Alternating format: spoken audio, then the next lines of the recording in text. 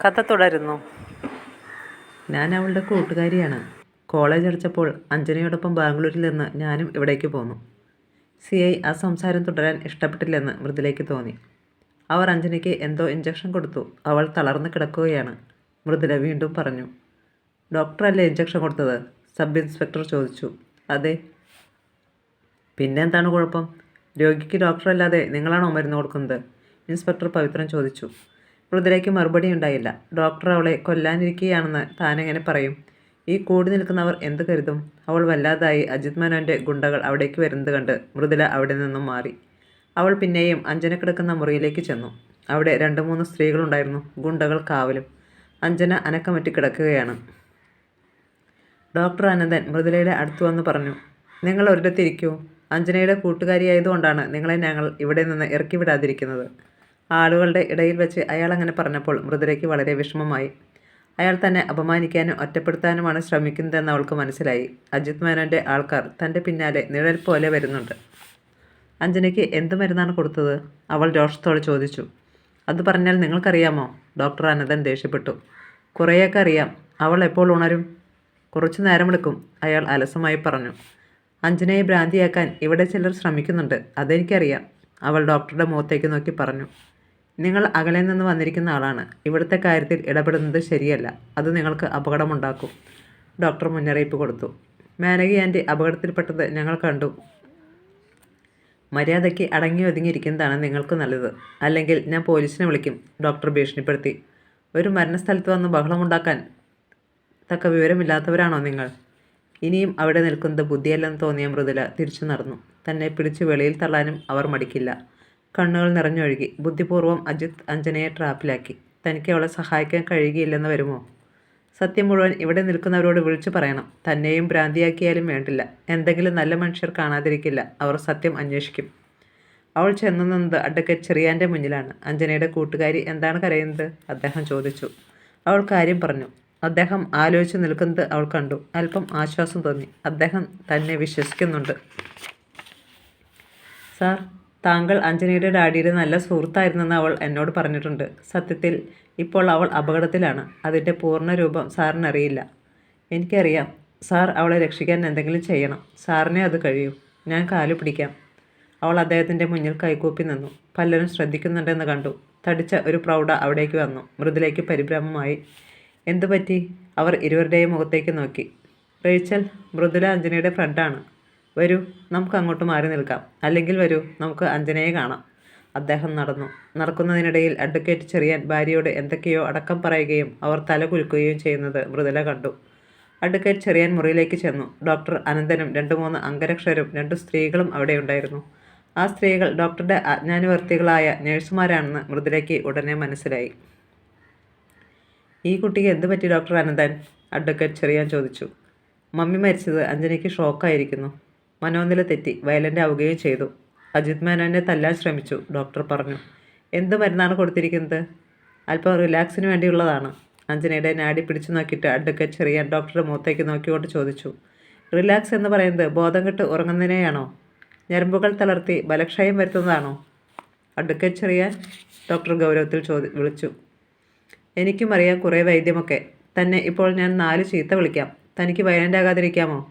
കോപിക്കുന്നവരെയൊക്കെ ഭ്രാന്താക്കുകയാണോ അനന്തൻ്റെ ജോലി? ഭ്രാന്തില്ലാത്തവരെ ഭ്രാന്താക്കുന്നതിനുള്ള മരുന്നല്ലേ താൻ കൊടുത്തത്? ആർക്കു വേണ്ടിയാണ് നിങ്ങളിത് ചെയ്യുന്നതെന്ന് എനിക്കറിയാം. അല്ല, ഭ്രാന്തിന് ചികിത്സിക്കാൻ നിങ്ങളാരാണ്? അത് കേട്ട് ഡോക്ടറുടെ മുഖത്തെ ഞരമ്പുകൾ വലിഞ്ഞു മുറുകി. മൃദുല ഭയത്തോടെ ചുറ്റും നോക്കി. ആ ഗുണ്ടകൾ വേണമെങ്കിൽ ഒരു ബലപരീക്ഷണത്തിന് തയ്യാറായാണ് നിൽക്കുന്നത്. 1 മണിക്കൂറിനുള്ളിൽ അഞ്ജന ഉണർന്നില്ലെങ്കിൽ ഡോക്ടർ അനന്തനെ പ്രതിയാക്കി ഞാൻ ക്രിമിനൽ കേസ് കൊടുക്കും. വേറെയും ഡോക്ടർമാരുണ്ട് ഇവിടെ. നിങ്ങൾ എന്തു മരുന്നാണ് കൊടുത്തതെന്ന് അവർ കൈവെള്ളയിലെ രേഖകൾ പോലെ കണ്ടുപിടിക്കും. അനന്തന് എന്നെ ശരിക്കറിയാമല്ലോ. അഡ്വക്കേറ്റ് ചെറിയാൻ അന്ത്യശാസനം കൊടുത്തു. ഡോക്ടർ അനന്തൻ്റെ മുഖം വിയർത്തു. പുറത്ത് അത് കേട്ടുകൊണ്ടിരുന്ന അജിത് മേനോൻ റൂമിലേക്ക് കടന്നു വന്നു. അയാളുടെ മുഖമാകെ ചുവന്ന് തുടുത്തിരുന്നു. അഡ്വക്കേറ്റ് ചെറിയാൻ, നിങ്ങൾക്ക് എന്താണ് ഇവിടെ കാര്യം? അത് ഞാൻ ഡോക്ടർ അനന്തനോട് പറഞ്ഞിട്ടുണ്ട്, അഡ്വക്കേറ്റ് ചെറിയാൻ പറഞ്ഞു. ഇവിടെ എൻ്റെ ഭാര്യയും ഈ കുട്ടിയും ഉണ്ടാകും. ഒരു ഗുണ്ടയും ഇവരെ ഉപദ്രവിക്കാൻ ശ്രമിക്കരുത്. പോലീസിന് വെറുതെ പണിയുണ്ടാക്കരുത്. റേച്ചലിനോടും മൃദുലയോടും അവിടെ നിൽക്കാൻ പറഞ്ഞിട്ട് വക്കീൽ പുറത്തേക്ക് പോയി. മൃദുല അത്രയും പ്രതീക്ഷിച്ചില്ല. അജിത് മേനോൻ പിന്നാലെ ചെന്ന് പറഞ്ഞു. സാർ, താങ്കൾ തെറ്റിദ്ധരിച്ചിരിക്കുന്നു. അഞ്ജനയ്ക്ക് ഒരു ആപത്തുമില്ല. അവൾക്ക് എന്തെങ്കിലും അപകടം വരാൻ ഞാൻ സമ്മതിക്കുമോ? അത് മതി. മറിച്ചായാൽ എൻ്റെ സ്വഭാവം മാറും. എനിക്ക് എന്ത് ചെയ്യാൻ കഴിയുമെന്ന് മിസ്റ്റർ അജിത്തിന് അറിയാമല്ലോ. അഡ്വക്കേറ്റ് ചെറിയാൻ ഗൗരവം വിടാതെ പറഞ്ഞു. മേനകയുടെ മൃതദേഹം പോസ്റ്റ്മോർട്ടത്തിനായി ഹോസ്പിറ്റലിലേക്ക് കൊണ്ടുപോയി. അഡ്വക്കേറ്റ് ചെറിയാൻ സർക്കിൾ ഇൻസ്പെക്ടർ മാർട്ടിനുമായി സംസാരിക്കുന്നത് അജിത് മേനോൻ കണ്ടു. SI പവിത്രനും അത് കേൾക്കുന്നുണ്ട്. പോലീസ് ഓഫീസർമാരുടെ മുഖത്തെ ഗൗരവം അജിത് ശ്രദ്ധിച്ചു. വല്ലാത്തൊരു ഭയം അയാൾക്കുണ്ടായി. അയാൾ വേഗം മുറിയിൽ വന്ന് മേശയ്ക്കുള്ളിൽ നിന്നും റിവോൾവർ എടുത്തു. അതിൽ തിരകൾ നിറച്ചു. അപ്പോഴയാളുടെ കരങ്ങൾ വിറയ്ക്കുന്നുണ്ടായിരുന്നു. രക്ഷപ്പെടാനോ പ്രതികാരം നടത്താനോ ഉള്ള തത്രപ്പാടിൻ്റെ ഉത്കണ്ഠയെല്ലാം അയാളിലുണ്ടായിരുന്നു. റിവോൾവർ വസ്ത്രത്തിനുള്ളിൽ ഒളിപ്പിച്ചിട്ട് മുഖം തുടച്ചു കൈലേസ് എടുത്ത്. അപ്പോൾ സർക്കിൾ ഇൻസ്പെക്ടർ മാർട്ടിൻ വാതിൽ കടന്നു വരുന്നത് ഡ്രസ്സിംഗ് ടേബിളിലെ മിററിൽ അയാൾ കണ്ടു. ഉള്ളാകെ കിടുങ്ങി. കാര്യങ്ങൾ കുഴപ്പം പിടിച്ചത് തന്നെയാണ്. മിസ്റ്റർ അജിത് മേനോൻ, എനിക്ക് നിങ്ങളോടൊക്കെ ചില കാര്യങ്ങൾ സംസാരിക്കാനുണ്ട്, ഇൻസ്പെക്ടർ ആവശ്യപ്പെട്ടു. ഇപ്പോഴെന്നെ ശല്യപ്പെടുത്തരുത്. ഞാനാകെ വറീഡാണ്. എൻ്റെ വിഷമം താങ്കൾക്കറിയില്ലേ? അജിത് പെട്ടെന്ന് ചോദിച്ചു. ആ ശബ്ദം പതറിയിരുന്നു. താൻ ഇവിടെ നിന്ന് പുറത്തു കടക്കണമെങ്കിൽ എൻ്റെ അനുവാദം വേണം. CI മാർട്ടിൻ്റെ കനത്ത ശബ്ദം കേട്ട് അജിത് ഞെട്ടിത്തിരിഞ്ഞു. അയാളുടെ വലതുകരം റിവോൾവറിന് മുകളിലിരുന്ന് വിറച്ചു. അജിത് മേനോൻ വല്ലാതെ പതറിപ്പോയി. കുഴപ്പം പിടിച്ച നിമിഷങ്ങളാണിതെന്നും വളരെ കരുതലോടെ പെരുമാറിയില്ലെങ്കിൽ താൻ അപകടത്തിൽപ്പെടുമെന്നും അയാൾക്കുറപ്പായി. സർക്കിൾ ഇൻസ്പെക്ടർ മാർട്ടിൻ വാതിലടഞ്ഞ മട്ടിൽ നിൽക്കുകയായിരുന്നു. എന്താണ് സാറിന് അറിയേണ്ടത്? അജിത് ചോദിച്ചു. വസ്ത്രത്തിനുള്ളിലെ റിവോൾവറിന് മുകളിൽ നിന്ന് കൈയെടുത്തു. നെറ്റിയിലൂടെയും കവിളിലൂടെയും വിയർപ്പുകൾ ഒഴുകുന്നത് മനസ്സിലാക്കി കർച്ചീഫ് എടുത്ത് വീണ്ടും മുഖം തുടച്ചു. മരണമടഞ്ഞ നിങ്ങളുടെ ഭാര്യയുമായി നിങ്ങൾ വഴക്കിട്ടിട്ടുണ്ടോ? മാർട്ടിൻ ചോദിച്ചു. കുടുംബജീവിതമല്ലേ, ചിലപ്പോൾ ഉണ്ടാകാം, അയാൾ പറഞ്ഞു. ഇന്നലെ അജിത് അവരുമായി പിണങ്ങിയോ? ചെറിയൊരു പിണക്കമുണ്ടായി. മമ്മിയും മകളും ഒരു പക്ഷത്തും അജിത്ത് മറുപക്ഷത്തുമായിരുന്നു അല്ലേ? പക്ഷേ അതൊരു ചെറിയ കാര്യമായിരുന്നു. ഞാനതത്ര കാര്യമായി എടുത്തിട്ടില്ല. ഈ ബംഗ്ലാവിലെ വേലക്കാരെയെല്ലാം അവർ പറഞ്ഞയച്ചു അല്ലേ? അതെന്തിനാണ്? എനിക്കറിയില്ല. യാതൊരു കാരണവുമില്ലാതെ അവരത് ചെയ്യുകയായിരുന്നു. ഇന്നലെ രാത്രി ആരൊക്കെയാണ് ഇവിടെ ഉണ്ടായിരുന്നത്? ഞാനും ഭാര്യയും അഞ്ജനയും അവളുടെ കൂട്ടുകാരിയും. വേറെ ആരുമില്ലായിരുന്നോ? ഇല്ല. ഉണ്ടായിരുന്നെന്ന് എന്നോട് ഗേറ്റ് വാച്ചർ പറഞ്ഞല്ലോ. അജിത്ത് ഇൻസ്പെക്ടറെ നേരെ നോക്കി. എൻ്റെ 2 ജോലിക്കാരുണ്ടായിരുന്നു. അവർ എൻ്റെ കൂടെ എപ്പോഴും ഉള്ളവരാണ്. നിങ്ങളുടെ ഗുണ്ടകൾ അല്ലേ? ഞാൻ പറയുന്നത് അനുസരിക്കുന്ന ജോലിക്കാർ. അവരിൽ ആരാണ് കിച്ചണിൽ പോയത്? അവരെന്തിന് കിച്ചണിൽ പോകണം? ഗ്യാസ് തുറന്നിടാൻ. സാർ എന്താണ് ഈ പറയുന്നത്? മേനകയെ ആരോ കരുതിക്കൂട്ടി കൊല്ലുകയായിരുന്നെന്ന് കരുതിക്കൂടെ? ഇതിനു മുമ്പ് ഒരിക്കലും ഈ ബംഗ്ലാവിൽ ഗ്യാസ് ലീക്ക് ഉണ്ടായിട്ടില്ലല്ലോ. സാർ, ഗ്യാസ് ഓപ്പറേറ്റ് ചെയ്യാൻ പരിചയം കുറഞ്ഞ മേനക അടുക്കളയിൽ പെരുമാറിയതുകൊണ്ടാണ്. അല്ലാതെ ഇങ്ങനെ ഒരു അപകടം ഉണ്ടാക്കിയതുകൊണ്ട് ആർക്ക് എന്ത് നേട്ടമാണുള്ളത്? നേട്ടത്തിൻ്റെ കാര്യം നമുക്ക് പിന്നീട് ചർച്ച ചെയ്യാം. ആദ്യം മേനകയുടെ പരിചയക്കുറവല്ല അപകട കാരണമെന്ന് ഉറപ്പാക്കാം. മേനക കിച്ചണിൽ ചെന്ന് ലൈറ്റർ കത്തിക്കുമ്പോൾ ഗ്യാസ് മുറി മുഴുവൻ നിറഞ്ഞു നിൽക്കുകയായിരുന്നു. പൊട്ടിത്തെറിയും അപകടത്തിൻ്റെ രീതിയും അത് സ്ഥാപിക്കുന്നുണ്ട് അല്ലേ? മേനക ഗ്യാസ് ഓപ്പൺ ചെയ്തപ്പോഴാണ് ലീക്കായതെങ്കിൽ ഇത്രയും വലിയ ഒരു അഗ്നിബാധ ഉണ്ടാവുകയില്ല. മറിച്ച് വൈകിട്ട് ഉപയോഗിച്ചിട്ട് ഗ്യാസ് പൂട്ടാതിരുന്നതാണെങ്കിൽ ഇതിനകം വെന്റിലേറ്ററിലൂടെയും മറ്റും ഗ്യാസ് പുറത്തേക്കൊഴുകി ശക്തി കുറയുമായിരുന്നു.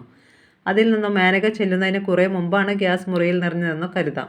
അവർ ലൈറ്റിട്ടപ്പോൾ ഉണ്ടായ സ്പാർക്കോ അല്ലെങ്കിൽ സ്റ്റൗ കത്തിക്കാനായി ലൈറ്റർ തെളിയിച്ചപ്പോഴോ ആയിരിക്കും തീ ആളിയത്.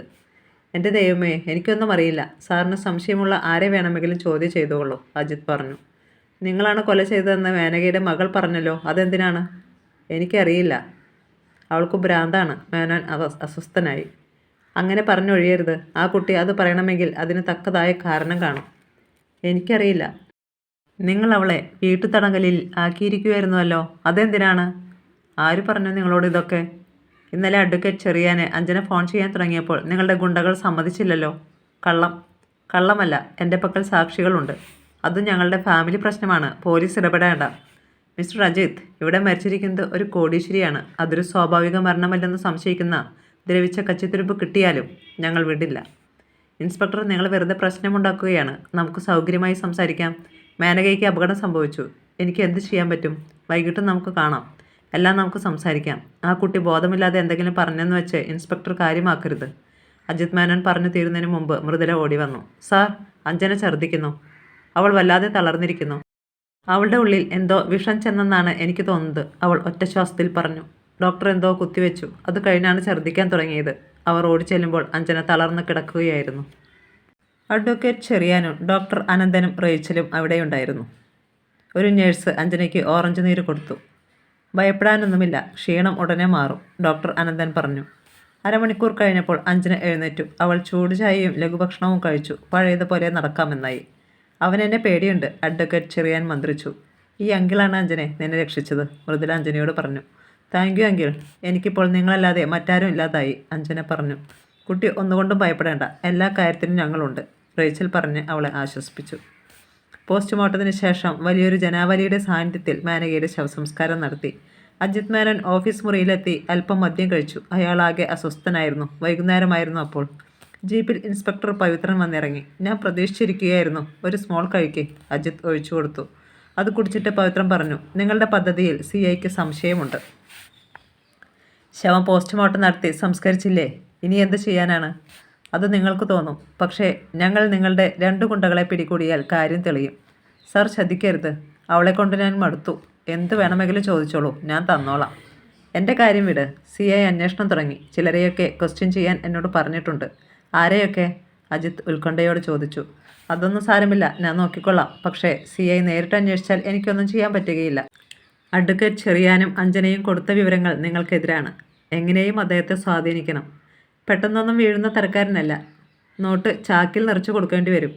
അതിനു വേണ്ടിയല്ലേ ഇല്ലാത്ത കേസ് കുത്തിപ്പോക്കുന്നത്? അജിത് മേനോൻ ദേഷ്യപ്പെട്ടു.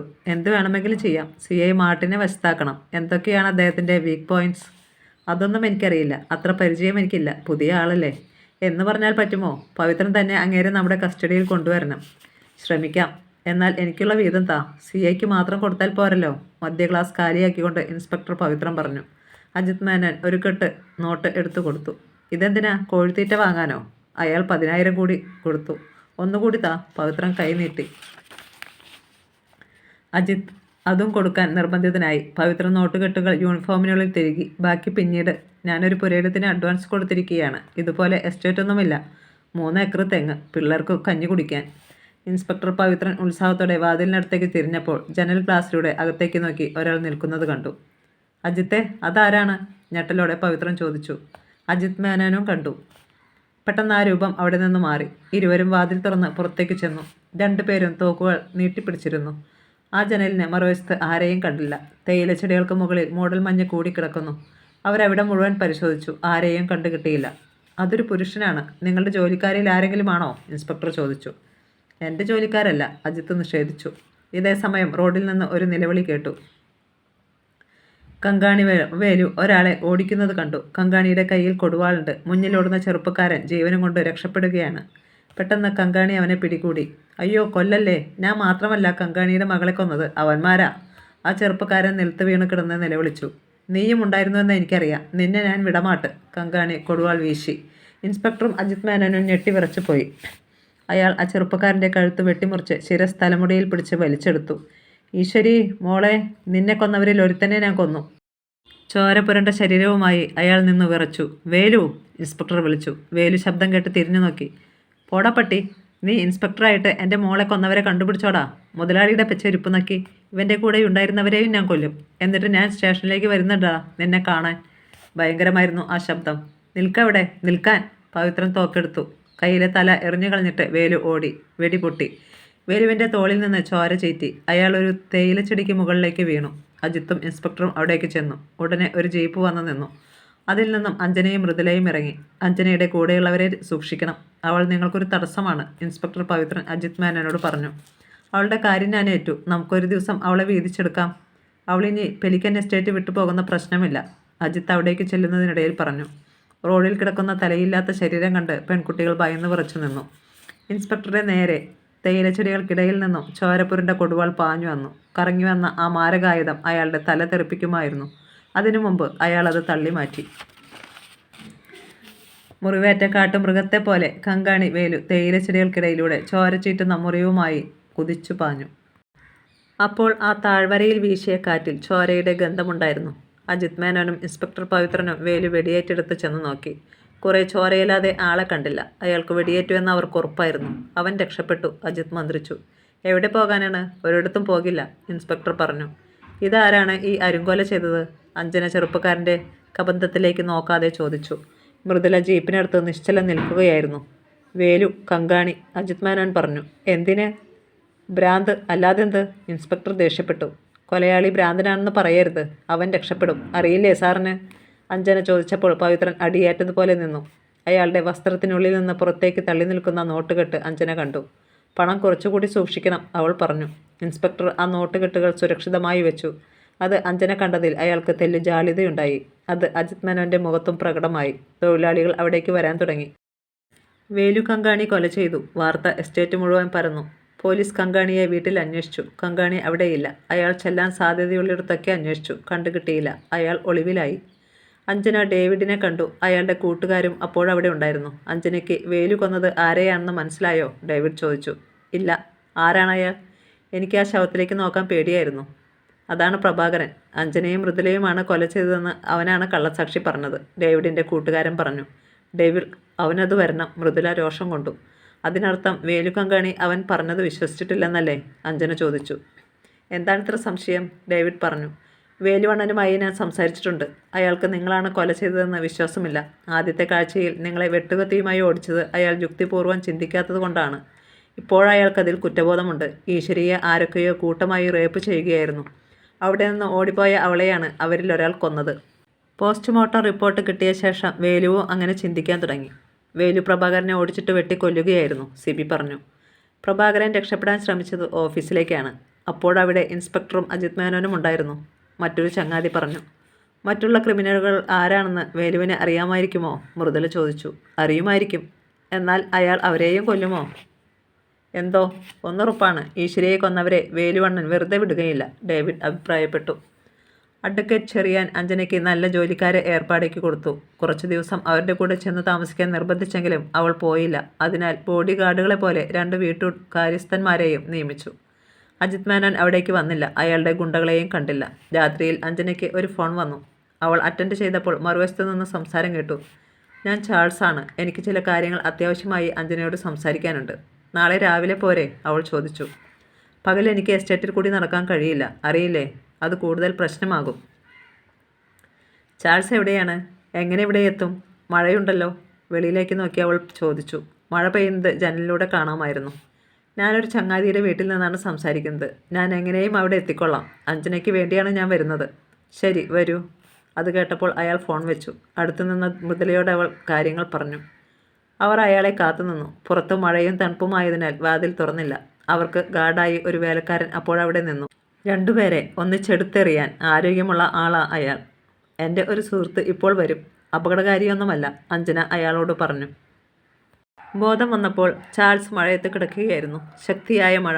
വീട്ടിനുള്ളിൽ നിന്ന് നിലവിളി കേട്ട് അയാൾ ഓടിച്ചെന്നു. അജിത്തും 4 കൂട്ടുകാരും ജിജിയെയും രേണുവിനെയും മൃഗീയമായി മുറിപ്പെടുത്തുന്നതാണ് അയാൾ കണ്ടത്. ചാൾസിന് എതിർക്കാൻ കഴിഞ്ഞില്ല. അജിത്തും മറ്റു 2 പേരും ചേർന്ന് അയാളെ ഒരു തൂണിൽ പിടിച്ചു കെട്ടി. വായിൽ ഒരു തോർത്ത് തള്ളിക്കയറ്റി വെച്ചു. കാണടാ പട്ടി, അജിത്ത് നിന്റെ സുന്ദരികളെ എന്താണ് ചെയ്യുന്നതെന്ന്. അജിത്ത് പരിഹസിച്ചുകൊണ്ട് ആ പെൺകുട്ടികളെ പങ്കുവയ്ക്കുന്നവരുടെ കൂടെ കൂടി. ചാൾസിന് നോക്കി നിൽക്കാനേ കഴിഞ്ഞുള്ളൂ. രാത്രി വരെ നീണ്ടുനിന്ന അജിത്തിൻ്റെയും കൂട്ടുകാരുടെയും മൃഗീയ നടപടികൾ ആ പെൺകുട്ടികളെ പല പ്രാവശ്യം ബോധരഹിതരാക്കി.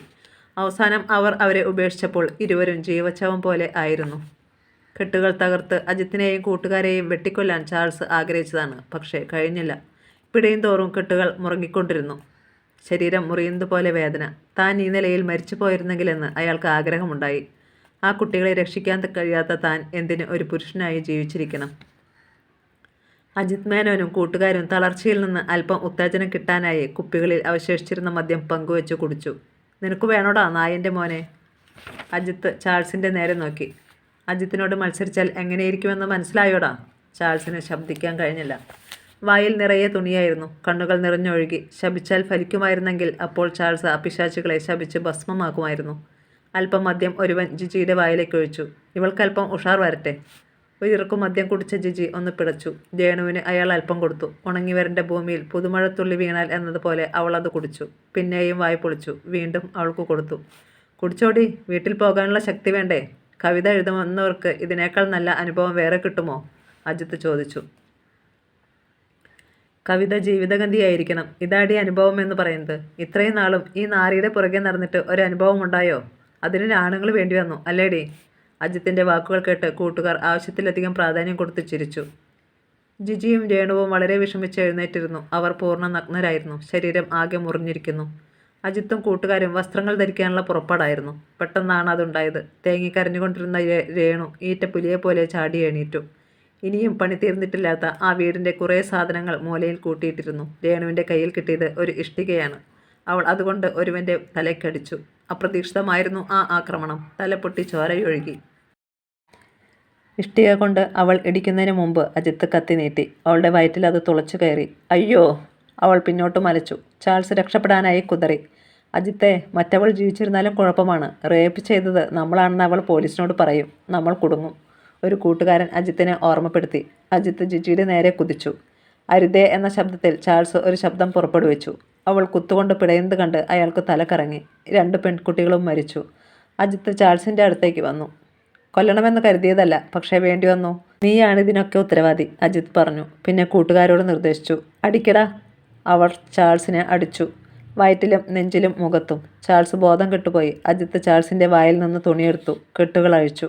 അവൻ ആ തൂണിൻ്റെ ചോട്ടിൽ കുഴഞ്ഞു വീണു. രേണു മുറിപ്പെടുത്തിയവൻ്റെ മുറിവ് മദ്യം ഒഴിച്ച് കഴുകിയ ശേഷം അവനെയും കൊണ്ട് അവർ പോയി. ചാൾസിന് ബോധം തിരിച്ചു കിട്ടുമ്പോൾ ആരുമില്ലായിരുന്നു അവിടെ, ആ പെൺകുട്ടികളുടെ ശവങ്ങളല്ലാതെ. അത് അവിടെ കിടന്നുള്ള കുഴപ്പങ്ങൾ ഓർത്തപ്പോൾ അയാൾക്ക് സ്വയം കുത്തിച്ചാകാൻ തോന്നി. എന്താണ് ചെയ്യേണ്ടത്? ആരോടാണ് സത്യം പറയേണ്ടത്? മഴ മാറിയിരുന്നു. ചാൾസ് പുറത്തേക്കിറങ്ങി. അപ്പോൾ ആളുകൾ അവിടേക്ക് വരുന്നത് കണ്ടു. അയൽക്കാരും ചില നാട്ടുകാരുമായിരുന്നു അത്. അവരെയെല്ലാം ചാൾസ് പരിചയപ്പെട്ട് കഴിഞ്ഞിരുന്നില്ല. ചാൾസിൻ്റെ വേഷവും ഭാവവും കണ്ട് അവർ ചോദിച്ചു, എന്തു പറ്റി? ഇവിടെ നിന്നൊരു നിലവിളി കേട്ടല്ലോ. മഴയായിരുന്നതിനാൽ പുറത്തിറങ്ങാൻ കഴിഞ്ഞില്ല. ചാൾസിന് എന്ത് മറുപടി പറയണമെന്നറിയില്ലായിരുന്നു.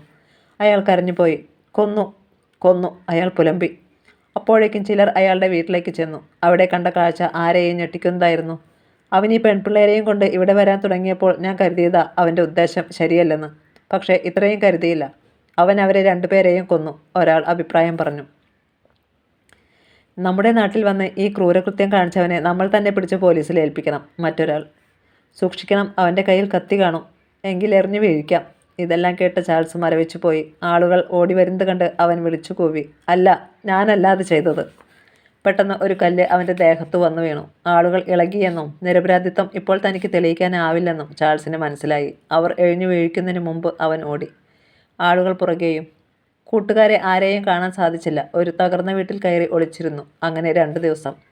പുറത്തിറങ്ങാൻ ശ്രമിച്ചപ്പോഴൊക്കെ കൊലപാതകത്തെക്കുറിച്ചുള്ള സംസാരമാണ്. പത്രത്തിൽ വാർത്തയും പടങ്ങളും. എങ്ങനെ തൻ്റെ നിരപരാധിത്വം തെളിയിക്കുമെന്ന് ചിന്തിച്ച് ദൈവത്തോട് തന്നെ രക്ഷിക്കണമേ എന്ന് പ്രാർത്ഥിച്ച് കരയുമ്പോൾ നായ്ക്കളുടെ കുര കേട്ടു. ഭിത്തിയുടെ വിടവിലൂടെ നോക്കി. പോലീസ് നായ്ക്കൾ. ആ ഭാർഗവി നിലയത്തിൽ നിന്ന് ചാടിയോടി നായ്ക്കൾ പറന്നു വീണു. കാക്കിധാരികൾ വളഞ്ഞു. താൻ അടിയേറ്റ് വീഴാതെ ഓടിയിരുന്നെങ്കിൽ അവർ വെടിവെച്ചേനെ. പിന്നെ പോലീസിൻ്റെ മർദ്ദനമായിരുന്നു. കൊല ചെയ്തത് ചാൾസ് ആണെന്ന് തെളിയിക്കാൻ. പിറ്റേ ദിവസം പോലീസ് സ്റ്റേഷനിൽ അജിത്തും കൂട്ടുകാരും ഹാജരായി. തലയ്ക്ക് ഇടിയേറ്റവനില്ലായിരുന്നു. ചാൾസ് പെൺകുട്ടികളെ അവിടേക്ക് കൊണ്ടുപോകുന്നത് കണ്ടെന്നവർ സാക്ഷി പറഞ്ഞു. പണം കൊടുക്കുകയാണെങ്കിൽ അവർക്കും അവരെ കൊടുക്കാമെന്ന് പറഞ്ഞെന്നു. ഇല്ല, കള്ളം, പച്ചക്കള്ളം. ഇവന്മാരാണ് കൊല ചെയ്തത്, ചാൾസ് നിലവിളിച്ചു. പക്ഷേ ഇൻസ്പെക്ടർ അജിത്തിൻ്റെ ആളായിരുന്നു. ജിജിയുടെ ബന്ധുക്കളും ശക്തരായിരുന്നു. താൻ ഒരിക്കലും രക്ഷപ്പെടരുതെന്ന വാശിയായിരുന്നു അവർക്ക്. തന്നെ തൂക്കിലേറ്റാൻ അവർ ശ്രമിച്ചു. ആർക്കും ചാൾസിനെ മനസ്സിലായില്ല. അമ്മ മാത്രം അവനെ മനസ്സിലാക്കി. വീടും വിറ്റ് കേസ് നടത്തുമെന്ന് പറഞ്ഞു. താൻ കുറ്റം നിഷേധിച്ചതിനാൽ കേസ് 2 വർഷം നീണ്ടു. അവസാനം വിധി വന്നു, ജീവപര്യന്തം. അമ്മ അത് കേട്ട് ബോധം കെട്ടു വീണു. പിന്നെ എഴുന്നേറ്റിട്ടില്ല.